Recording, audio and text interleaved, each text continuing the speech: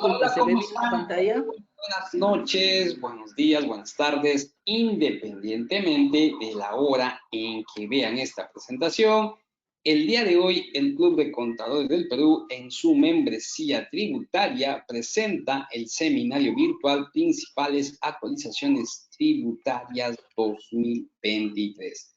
Tenemos en plataforma a la doctora Rosa Ortega Salavarría, contadora pública colegiada, magíster en tributación y política fiscal por la Universidad de Lima, directora de la revista Contadores y Empresas. Para nosotros, un honor, un privilegio poder contar con su apoyo y su colaboración. Doctora Rosa, ¿cómo está? Muy buenas noches. Tiene usted el micrófono habilitado. Iniciamos nuestra sesión del día de hoy. Muchas gracias, Edu. Bien, muy buenas noches a cada uno de los participantes que nos acompañan el día de hoy en el curso de actualización tributaria a junio 2023. Como siempre, un gusto saludarlos, esperando se encuentren bien. Vamos a desarrollar el día de hoy dentro de los tópicos que hemos considerado pertinentes presentar. Uno de ellos, y con el que vamos a dar inicio, está referido a las principales medidas, modificaciones que van a resultar aplicables a partir de julio 2023, ¿no? Ya estamos prácticamente a puertas y es necesario, es importante resaltar sobre esas medidas que se deben siempre tener en cuenta. Luego de ese análisis, en el cual vamos a tocar tópicos vinculados, los más relevantes, luego de ello vamos a pasar a otro aspecto vinculado a los pagos a cuenta del impuesto a la renta. A propósito de una reciente casación publicada, vamos a ver sobre los pagos a cuenta, su naturaleza, la base imponible, el tema de intereses moratorios, contrastando siempre los criterios del Tribunal Fiscal, casación y también un análisis práctico. Y finalmente vamos a hacer una síntesis de las principales o recientes medidas que se han dictado en materia tributaria, ¿no? Que les pueda a ustedes resultar de utilidad para tenerlo en cuenta o en consideración.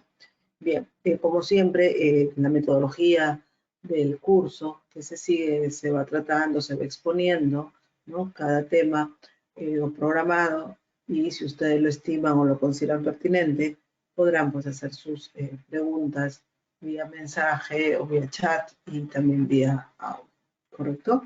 Bien, iniciamos entonces con el análisis. Como les digo, las principales medidas obligadas a partir y obligaciones a partir de julio 2023.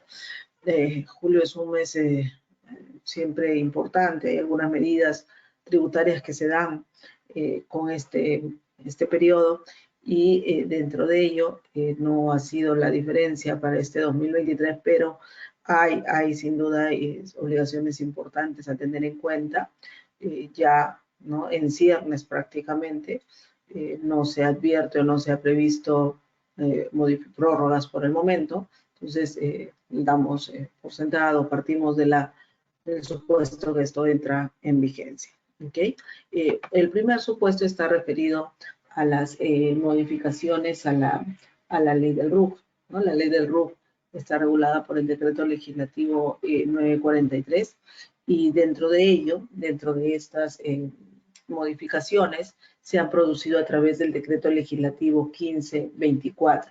Recordemos que este decreto legislativo 1524 se dio al amparo de las facultades otorgadas al Poder Ejecutivo y que se emitieron hasta el año 2022, hasta marzo del 2022, pero que tienen vigencias diferenciadas. Uno de ellos ocurre justamente con este tema que estamos revisando y cuya vigencia se da o se ha previsto a partir del mes de julio 2023. ¿Cuál es o qué es lo que debemos tener en cuenta, ¿no?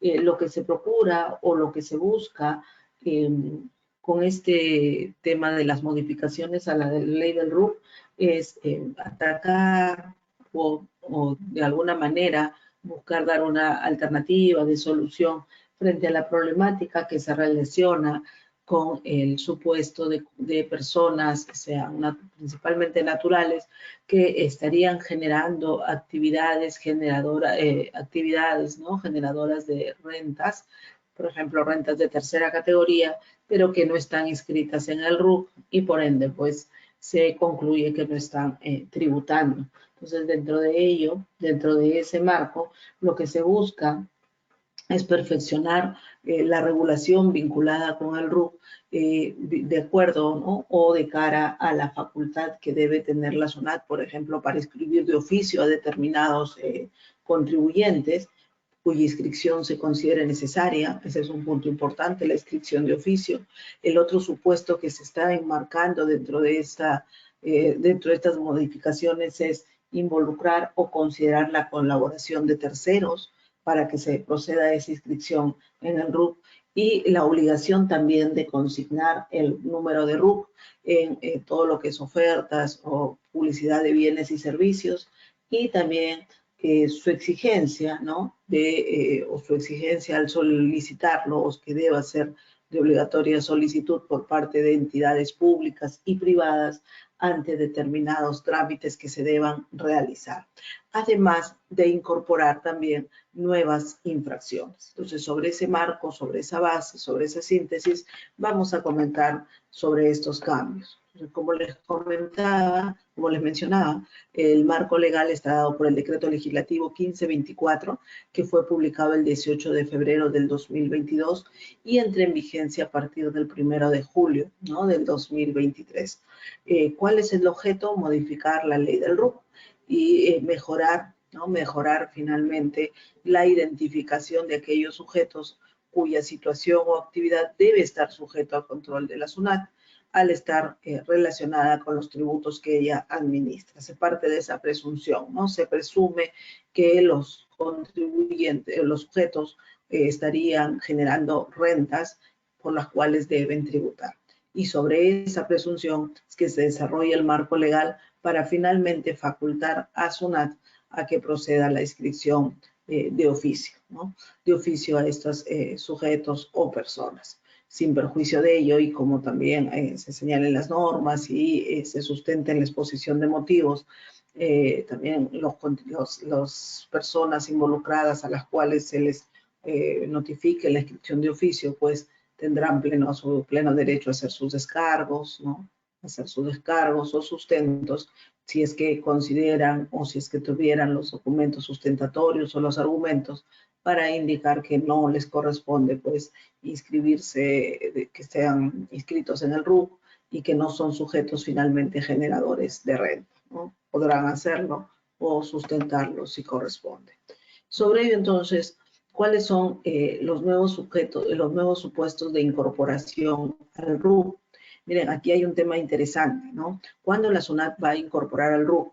Lo que existe actualmente es cuando la SUNAT detecte a una persona, por ejemplo, natural, realizando actividades generadoras de renta, ¿no? Ya realizando, eso es lo que está vigente a la fecha, pues procede a inscribirlo sin duda e incorporarlo al RUC. Ahora, hay nuevos supuestos, ¿no? La SUNAT tiene facultad de inscribir a los sujetos en el RUC por el tipo, cantidad o valor de los bienes de su propiedad. Esto también se señala, se sustenta en la exposición de motivos, inclusive en esa exposición se hace una estadística interesante, ¿no? Sobre determinados contribuyentes que tienen bienes en propiedad de un valor significativo y que eso hace presumir que desarrollan actividades generadoras de renta. Entonces tienen tipo, cantidad o valor de los bienes de su propiedad. Miren, según ello, según esta información que SUNAT tenga, va a determinar que es un supuesto de generación de renta y por ende va a incorporarlos al RUC. Ese es un primer punto, ¿no? Sobre el valor de los bienes de su propiedad. Pero el otro punto también interesante es el valor de los servicios que consumen, ¿no? Otro supuesto que gatilla la facultad de SUNAT para inscribirlos en el RUC, ¿ok?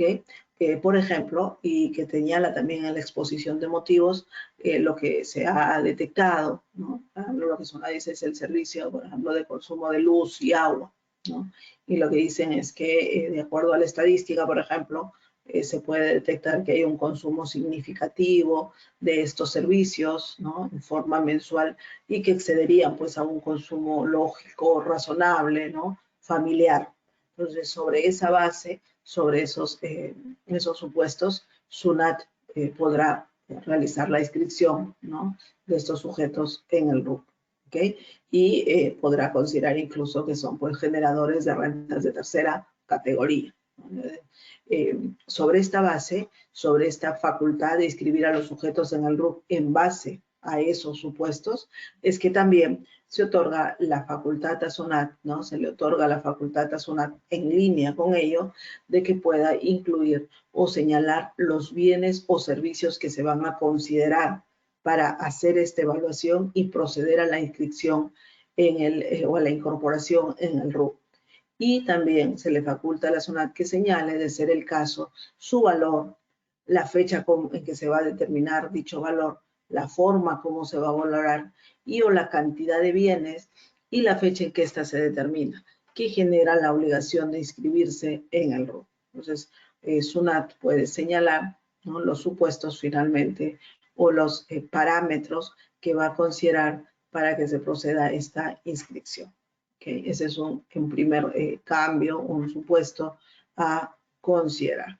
Y lo otro es la inscripción en el RUC por parte de terceros, ¿no? Lo que se mencionaba, lo que les mencionaba, la colaboración, entre comillas y subrayado, la colaboración de terceros, ¿no?, para que puedan realizar, obviamente aquí, si bien esto entra en vigencia en julio del 2023, esta medida sí requiere, pues, el procedimiento que debe establecer SUNAT, aún no se ha regulado, se entiende que tendrá que publicarse, ¿no?, la norma o la resolución respectiva, pero lo que se va, o la facultad que tiene SUNAT es señalar que determinados terceros, ¿no?, bajo este deber de colaboración, puedan realizar la inscripción en el RUC de aquellos sujetos obligados con los que tengan contacto por las funciones o actividades que desempeñen, ¿no? Es decir, un sujeto tiene una actividad y realiza, ¿no?, o toma conocimiento de una persona que está generando actividades de renta y que no tiene RUC, y podrá o deberá, ¿no?, deberá realizar la inscripción en el RUC. Por ejemplo, tenemos el caso de bancos, notarías, agentes de retención o agentes de percepción, quienes podrían estar involucrados, de acuerdo al procedimiento que señala SUNAT, en esta colaboración para que se proceda a la inscripción en el RUC de los terceros, ¿ok? También es otra medida importante. Luego el tema de la presunción del domicilio fiscal, ¿no? Nosotros sabemos que se puede, ¿no?, la Administración para fines tributarios puede presumir el domicilio fiscal. Acá hay nuevos supuestos también que se deben considerar o tener en cuenta. En principio, aplicable a personas naturales y jurídicas, para ambos, se considera como domicilio fiscal aquel informado ante las entidades de la administración pública en procedimientos vinculados a autorizaciones, licencias, permisos o similares, o en contratos con entidades privadas, ¿correcto? Entonces, si esta persona a la cual SUNAT incorpora de oficio al RUC, ¿no?, realiza la incorporación, ¿cuál podrá considerar como domicilio fiscal para fines tributarios? ¿No? Aquel que la persona declare ante una administración pública por un determinado trámite que pueda realizar, ¿okay?